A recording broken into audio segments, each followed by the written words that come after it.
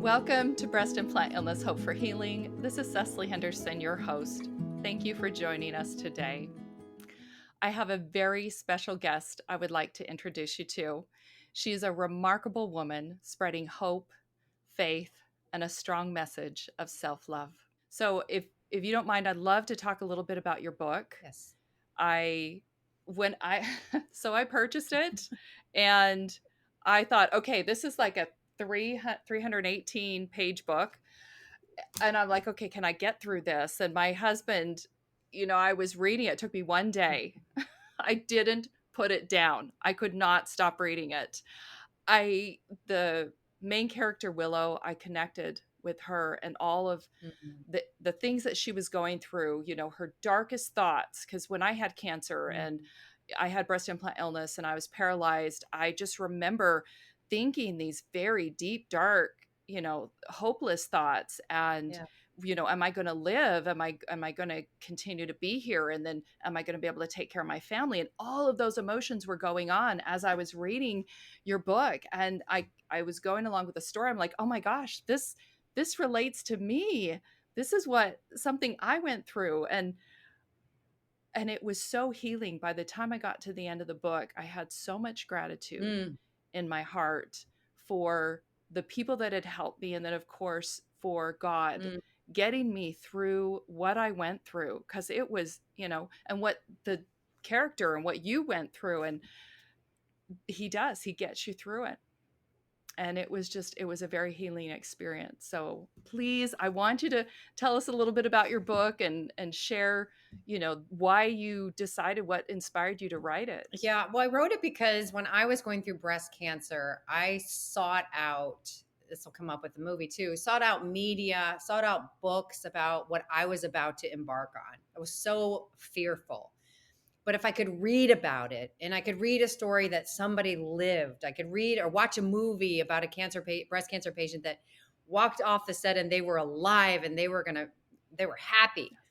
Those are the things that I wanted to watch because I was young. I didn't have any contemporaries that had breast cancer. The only person I knew that had breast cancer was my mother's best friend, and she died. And so I was seeking out stories of hope, right? That's unifying. That's like making us feel less alone.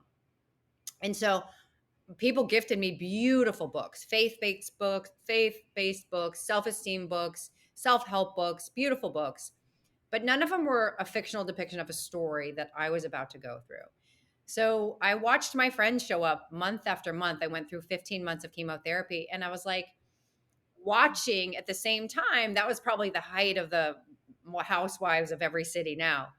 And I was thinking to myself, why is everywhere I'm looking in society tearing women down?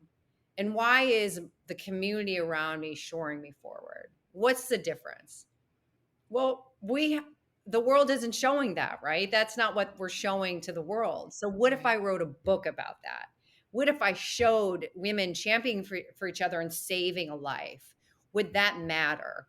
And would that allow somebody who's come after me to have a guide of a story of hope and survival?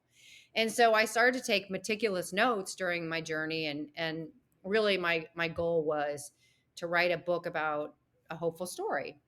And so then after it was published, people were saying the same thing. They read it in a day and they were very touched by it because they had similar experiences, which propelled me to do more. Then I became a public speaker. Then I went on social media to be part of the social media club that's actually bears witness to hope and bears witness to promoting a positive message. And then ultimately, I my book was bought to become a film, and that has taken over the last 6.5, maybe more now, years of my life, because I thought, Wow. wow, okay, if I can share this message in a book, and I can share this message on a stage, and I can share this message in social media and on podcasts and on interviews, what kind of storytelling, what kind of uniting can happen if it's in a film? And so that's ultimately the greatest goal that I've had, and it's coming to fruition. Just need a little bit of help right now with God to get it out there, and off we go. Well, I believe in what you're doing. That we need this. And I really think that God's going to make this work, because this is exactly what we need, Yeah. especially as women, in the breast cancer and breast implant illness, and these difficult illnesses that women go through. We need to unite. And Yeah. so thank you for doing this. I mean, oh my goodness, all this work. Reading everything that you've accomplished, I'm like, oh my goodness, this woman went back to Harvard. She's a movie producer. She's, a philanthropist. She's got like two or three different, nonprofit organizations. I'm like, wow, you are doing so much. Plus, with the modeling, and having your arm hurt all the time, and you're still Yeah. there helping others. Thank you. Oh, thank you. Thank you. Encouragement really helps.